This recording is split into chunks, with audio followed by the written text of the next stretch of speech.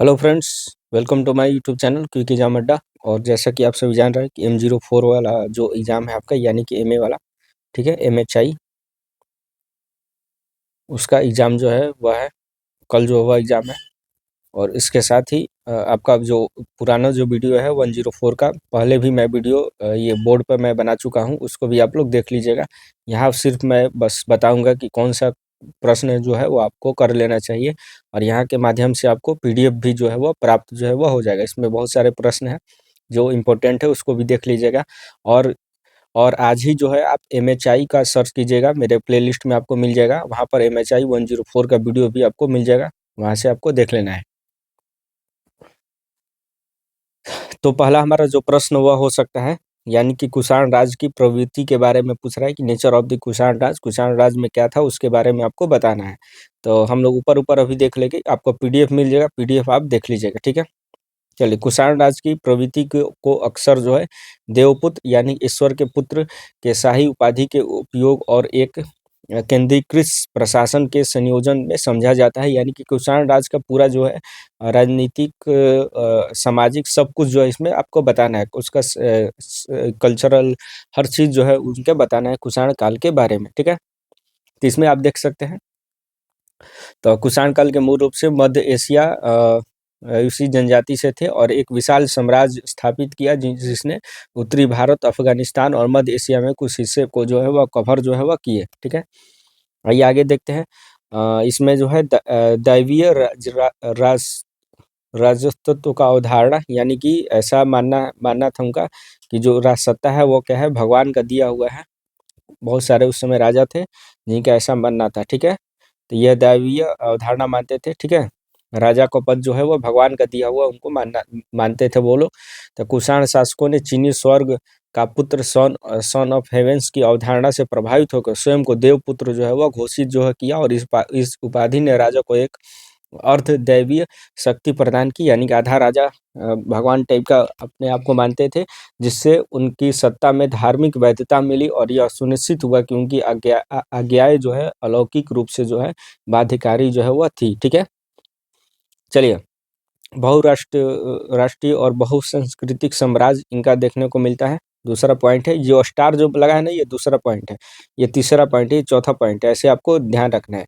तो कुषाण साम्राज्य में विभिन्न संस्कृति, भाषा और धर्मों का संगम है।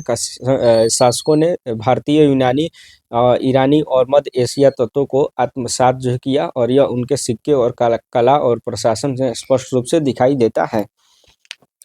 तो ऐसे देख सकते हैं आप, ठीक है।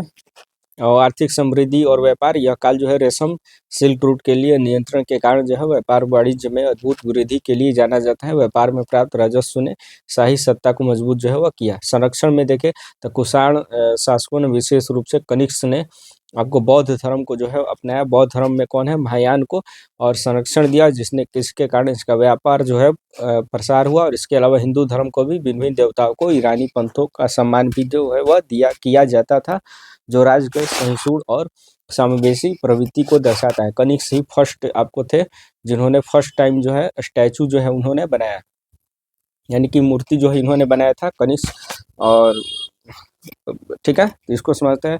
और ये शैली भी देखा जाए आपको, उसको देख लीजिएगा, ये मूर्ति शैली भी आपको इनके द्वारा जो है वो लाया गया, ठीक है, मूर्ति शैली। भगवान बुद्ध के बहुत सारी जो है मूर्तियाँ जो है इनके पीरियड में जो बनी, यानी कि फर्स्ट टाइम जब भगवान बुद्ध का अगर कोई मूर्ति बनता है तो कनिष्क के द्वारा ही जो है बनवाया जाता है। चलिए, आगे है कि बुद्ध के समय और उनके गणसंघ की टिप्पणी जो है वह कीजिए। तो गणसंघ क्या है, तो गणसंघ गणराज्यों का कुलीन तंत्र है, और बुद्ध के समय लगभग 6ठी शताब्दी में भारतीय उपमहाद्वीप में मौजूद में राजनीतिक संरचना का अद्वितीय थी। वे उस समय बढ़ते हुए राजतंत्र, यानी कि मगध कौशल भिन्न थे। प्रारंभिक गणना जो है बुद्ध के समय प्रकृति देखा जाए तो ये गणसंघ जो है सत्ता का विकेंद्रीकृत स्वरूप है, जहाँ शासन किसी एक राजा के बजाय गण, कुलीन और प्रमुख परिवार के सदस्य के हाथों में जो है वो होता था, ठीक है। ये गण प्रायः एक सभा में मिलते थे, जहाँ महत्वपूर्ण फैसले और चर्चा का निर्णय जो है वो होता था। संरचना देखें इसका, तो स्ट्रक्चर, यानी कि आमतौर पर छोटे और क्षेत्रीय राज थे। सबसे प्रसिद्ध गणराज्य शाक्य जो है वह बुद्ध का अपना कबीला वज्जी था, जिसका लक्ष्मी सबसे प्रमुख है और मल्ल शामिल जो है उसमें था। ठीक है, आगे है कि सामाजिक आधार देखें तो ये कुलीन परिवार आधारित समाज थे जहाँ सभी निवासियों को राजनीतिक अधिकार प्राप्त नहीं थे। यह एक सीमित कुलीन तंत्र था। ठीक है, पतन के देखे तो अगर तो बुद्ध के बाद तो राजतंत्रों में प्रतिस्पर्धा उत्पन्न हुई और गणराज्यों के मगध जैसे शक्तिशाली राजतंत्र से लगातार खतरा खतरा था, जो सैन्य और आर्थिक रूप से उनके मजबूत थी। मगध के शासकों ने जैसे अजातशत्रु ने छवि को हराकर गणराज्यों की शक्ति को गंभीर रूप से कम जो है वह कर दिया था। तो ऐसे आप देख सकते हैं इन सब चीज़ों को। आंतरिक कमजोरियां देखें तो गणराज्यों की सबसे बड़ी कमजोरी उसकी आंतरिक एकता की कमी थी। कई कुलीन परिवार के बीच में प्रतिद्वंद्विता और असहमति के कारण निर्णय लेने में देरी होती थी और वे बाहरी हमलों के सामने करने में क्या है कमजोर जो है वो पड़ जाते थे। ठीक है, कई लोग जो है वो निर्णय का हिस्सा बनते थे। इसके वजह से क्या होता था कि निर्णय लेने में देरी जो है वो हो जाती थी। ठीक है, विलुप्त का कारण देखें तो मौर्य वंश का उदय हुआ और अधिकांश गणराज्यों को सीधे तौर पर गणराज्यों या तो सीधे तौर पर मिला लिया गया या तो उनकी स्वायत्तता काफ़ी कम हो गई थी। ठीक है, हालांकि कुछ क्षेत्रों में वे गुप्त काल तक जो है वह सीमित बने रहे, लेकिन उनकी प्रमुखता जो है खत्म हो गई थी। चलिए तीसरा हमारा प्रश्न है। तीसरा प्रश्न है गुप्त राज में विघटन के सामंतों के उदय के किस प्रकार जो है योगदान किया, तो इसको भी आपको देख लेना है। तो गुप्त साम्राज्य के भारत में स्वर्ण युग के ईरान नाम से जाना जाता है, लेकिन इसका पतन जो है सामंतियों के उदय के बढ़ती शक्ति के निर्णायक भूमिका जो है निभाई और धीरे धीरे गुप्त राज्यों विकेंद्रीकरण के लिए उत्पन्न जो है हुआ। ठीक है, लैंड प्रथा यानी कि भूमि दान देने की प्रथा जो है अगर किसी ने सबसे पहले अपनाई तो वह है गुप्त वंश ने अपनाई। तो गुप्त वंश ने ब्राह्मणों, मंदिर और अधिकारियों को भूमि अनुदान जो है देकर प्रथा जो है व्यापक की, यानी कि यह इन्हीं ने शुरुआत जो है किया ये मंदिरों को दान देना। ठीक है, मंदिरों और ये ब्राह्मणों को दान देना जो है गुप्त काल में जो है वह शुरुआत की गई और इस प्रकार के अनुदान में अक्सर जो है प्रशासन और न्याय के कुछ अधिकारी भी जो है वह शामिल होते थे। इन भूमि के धारकों ने धीरे धीरे अपने स्थानीय शक्ति मजबूत किया और यही जो है पतन का कारण बना, क्योंकि ये जो है जब जमीन इनको मिला ये फिड्यूल बनते गए, यानी कि सामंती बनते गए। ठीक है, सामंतवाद का उदय भी गुप्त काल के समय से ही माना जाता है। प्रशासनिक विकेंद्रीकरण देखें तो गुप्त काल में प्रांतों और जिलों में नियंत्रण के लिए उपरिक और विश्वसमिति जैसे अधिकारियों को नियुक्ति किया, लेकिन उनको पर्याप्त स्वायत्तता दी गई और इन अधिकारियों ने धीरे धीरे अपने पदों को जो है वंशानुगत बना दिया, यानी कि जो है चुन कर दिया जाता था, लेकिन धीरे धीरे अपने बेटा को जो है वह बनाने लगे, जिससे वह केंद्रीय नियंत्रण से बाहर हो गए और स्वतंत्र राज्यों की तरह काम जो है वह करने लगे, खुद को राज्य से अलग मानने लगे। आगे की सेवा के बदले वेतन की जगह भूमि दिया जाता था उसमें, और गुप्त काल में अधिकारियों को नगद वेतन के बजाय जो है भूमि अनुदान में देने का प्रवृत्ति जो है बढ़ती है। केंद्र कमजोरियां और बाहरी आक्रमण देखें तो स्कंदगुप्त के बाद जो है जब हुणों ने आक्रमण जैसी बाहरी दबाव बढ़े, ठीक है, स्कंदगुप्त ने तो काफ़ी रोक रखा था आपको हुणों को जो बाहरी आक्रमण कर रहे थे, और दबाव बढ़े इसके बाद जो है स्कंदगुप्त के बाद आंतरिक संघर्ष पैदा हुआ और केंद्रीय सत्ता जो है कमजोर हो गई, और इस कमजोरी का फायदा उठाते हुए शक्तिशाली सामंत जैसे मखौरी और उत्तर प्रदेश का पुष्यभूति ने अपनी संप्रभुता घोषित की, जिससे साम्राज्य का क्षेत्रीय अखंडता जो है भंग हो गई। सामंतवाद का प्रभाव जो है वह देखें तो सामंतों ने न केवल राजस्व को केंद्र तक पहुंचाने को रोका, बल्कि आपस में संघर्ष भी किया और इस प्रक्रिया में साम्राज्य छोटे छोटे स्वतंत्र राज्यों में बट गया, जिससे गुप्तों और प्रभाव केवल मुगल के आसपास क्षेत्रों में सीमित रह गया। अंततः ये 6ठी शताब्दी के अंत में साम्राज्यवाद का विघटन जो है वह हो गया था। चौथा आप देखते हैं कि चौथा है हमारा कि क्या प्रारंभिक मध्ययुगीन भारत में प्रमुख सामाजिक, सांस्कृतिक और ऐतिहासिक परिवर्तन की व्याख्या करने के लिए उपरिकेंद्र परिक्षेप से पर्याप्त है, टिप्पणी कीजिए। यही दिया गया है। ठीक है, इसको भी आप लोग देख लीजिएगा। चौथा मैं धीरे धीरे करते जाता हूँ, इसको अगर हो सके तो स्क्रीनशॉट भी रोक के जो है आप ले सकते हैं। ठीक है, और ये जो है स्टार है यहाँ से पॉइंट जो है वो शुरू होता है। देखिए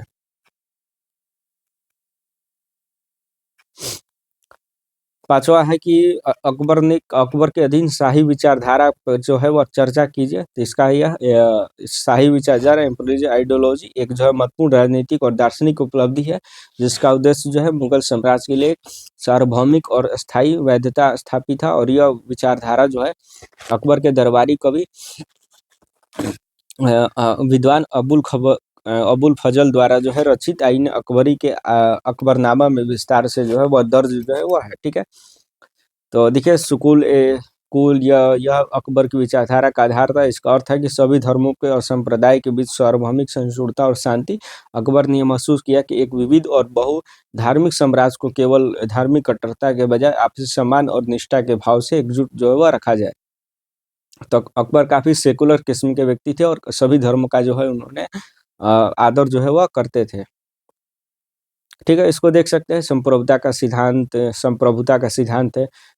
फिर फर ए इधि क्या है, आपको दीप प्रकाश, इसको भी देख सकते हैं। इसको भी स्क्रीनशॉट ले लीजिए आप। चलिए, पीडीएफ मैं दे दूंगा आपको, लिंक में मिल जाएगा, पीडीएफ ही आप देख सकते हैं। मनसबदारी प्रणाली देखिए, तो यह विचारधारा न केवल धार्मिक थी बल्कि प्रशासनिक थी।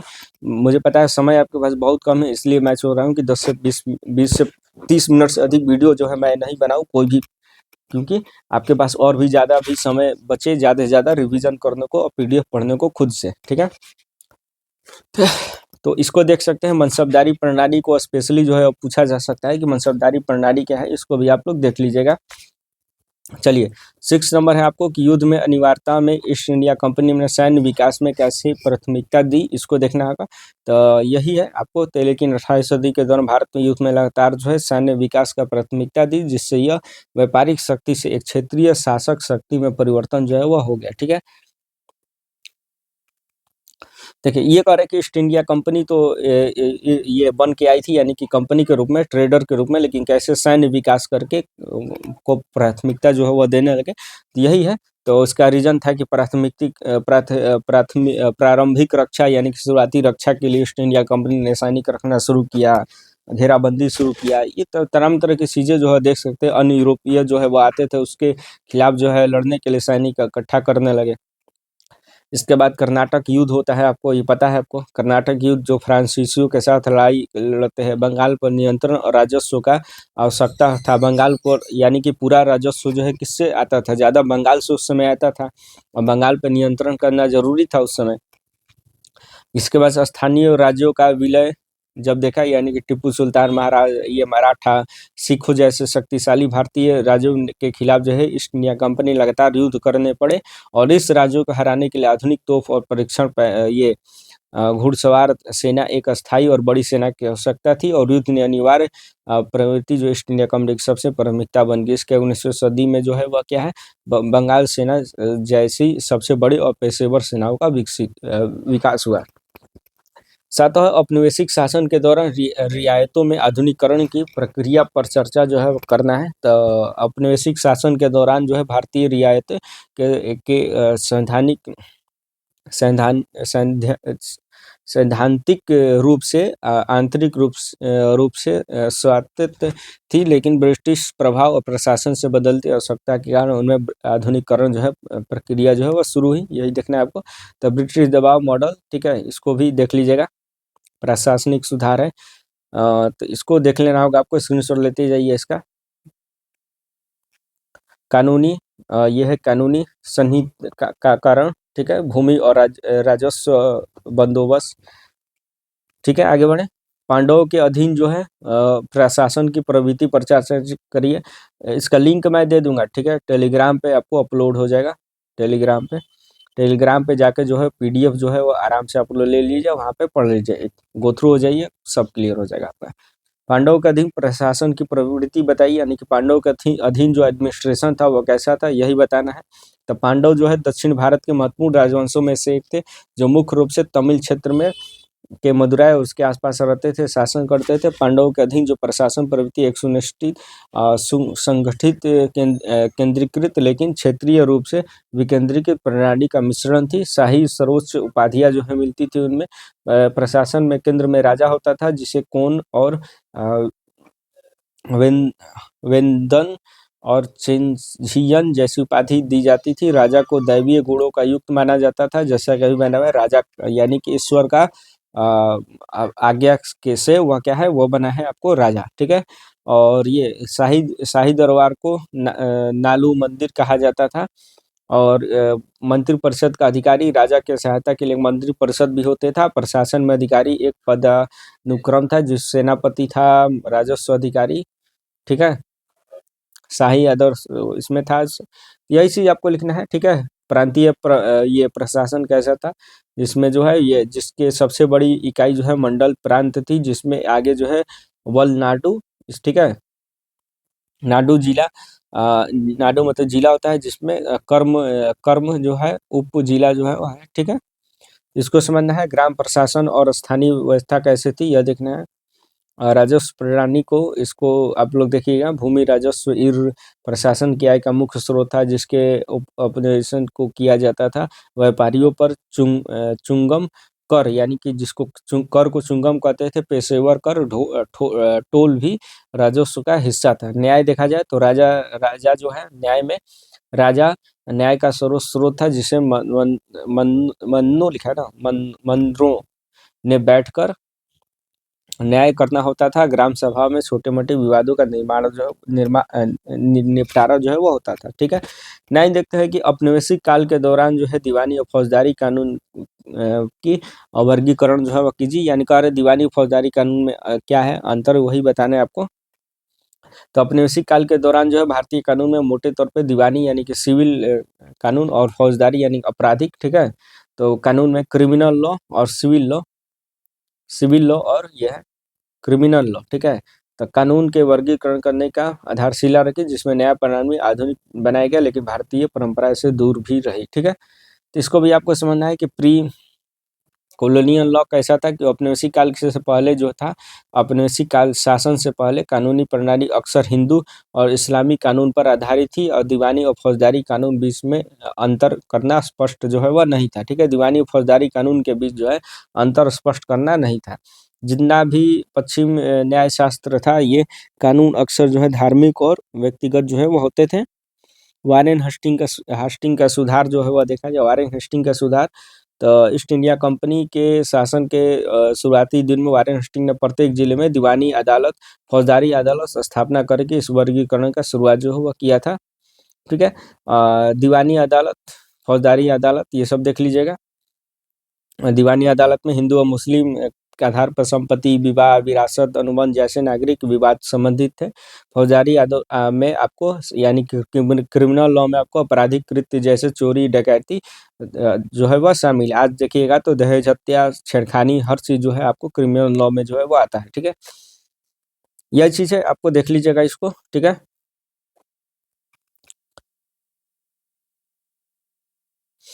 10वां है हमारा कि औपनिवेशिक शासन के तहत जो ब्रिटेन के छवि में भारत का पुनर्निर्माण करने का उदार परियोजना का प्रदर्शन जो है वह कैसा रहा। तो 19वीं शताब्दी के दौरान ब्रिटिश औपनिवेशिक नीति का उदारवाद का गहरा प्रभाव था। भारतीय औपनिवेशिक नीति पर उदारवाद का गहरा प्रभाव था। इस उदारवाद परियोजना का लक्ष्य भारत में सभ्य बनाना और ब्रिटिश की छवि में एक आधुनिक राष्ट्र के रूप में पुनर्निर्माण करना, और इसका प्रदर्शन जो फेयर, जटिल और अक्सर जो है विरोधाभासी जो है वो होता था, ठीक है। इसको भी देख लीजिएगा ये सब चीज, यानी कि किस प्रकार से वो ब्रिटिश अपने आप को मानते थे, कि आपको जैसे कि जेम्स मिल ये सब अपने आप को मानते थे कि ब्रिटिशर्स जो है सुधारवादी होते हैं, और उन्होंने हर देश में जाकर उनको भगवान ने बुलाया है, यानी कि ईश्वर का वो चुने हुए हैं, और उनको हर देश में जाकर सभ्य समाज जो है बनाने का जो है बोलते हैं अपने आप को। इस प्रकार का थ्योरी जो है था। पीछे वाला जो चैप्टर है उसमें हम लोग पढ़े ये सब चीज़ें, सॉरी चैप्टर नहीं, पीछे वाला जो क्लास है, जो आपका MHI 103 था, उसमें आपको मिला है आपको ये सब पढ़ने को 03 में भी। तो यही चीज़ इसमें दिया है। देखिए, सामाजिक सुधार, भारतीय समाज में असभ्य मानी जाने वाली प्रथाएं जैसे कि सती को समाप्त करना, पर ये सब चीज़ें जो है आपको इसमें मिल जाएगी, ठीक है। इसको पढ़ लीजिएगा आप लोग PDF, ठीक है। इसको भी देख लीजिएगा। तो पूरा जो है खत्म हो गया, और भी प्रश्न है जो है, कुछ मुख्य मुख्य जो प्रश्न है हो सकता है कि आ जाए MHI 104 के लिए, तो इसको भी देख लेना होगा आपको। तो कुषाण राज्य की प्रवृत्ति पे चर्चा जो है बुद्ध के समय उनके गणराज्य की टिप्पणी, गुप्त साम्राज्य की विघटन और सामंतवाद का उदय जो है इसको देख सकते हैं। ठीक है, तो इन सब चीज़ें जो है वो आया हुआ प्रश्न है, ये इसको जो है आप कर लीजिए, पूरा का पूरा जो है आपको उत्तर आंसर जो है वो आ जाएगा। ठीक है, तो इसमें से कुछ ना कुछ आपका जरूर आपको आ जाएगा, और कुछ जब करके जाते हैं तो आपका यकीनन जो है कोई ना कोई जो है आपका प्रश्न जो है सेम टू सेम आ जाता है, या इसी रूप में जो है आपको दिखने को मिल जाता है। और MHI अभी मैं वीडियो MHI 04 का भी मैं बनाऊंगा, MHI 04 का भी वीडियो आपको अपलोड है, उसको भी आप जाकर देख लीजिए। आप दोनों जब कर लेते हैं, जब मैं पढ़ा था MHI 104 और MHI 04 दोनों का मैं देख के जाता था, और दोनों में जब देखिएगा तो इसमें से 2-3 प्रश्न और 3-4 प्रश्न रिपीटेड जो है वो आ जाते हैं, 6 या 7 प्रश्न जो है वो कम्प्लीटली आपका आ जाता है। तो चलिए ठीक है, मिलते हैं तब तक नेक्स्ट वीडियो में। और मेरा जो चैनल है क्विक एग्जाम अड्डा, जिसका आप लोगो देख रहे हैं, वो आप सब्सक्राइब जरूर कर दीजिएगा। ठीक है, और मेरा नाम है अंकित सिद्धार्थ। PDF आपको टेलीग्राम पे मिल जाएगा, टेलीग्राम लिंक में आपको है, देख लीजिएगा, और वहाँ पे जुड़कर जो है आप PDF जो है प्राप्त कर लीजिए। Okay bye.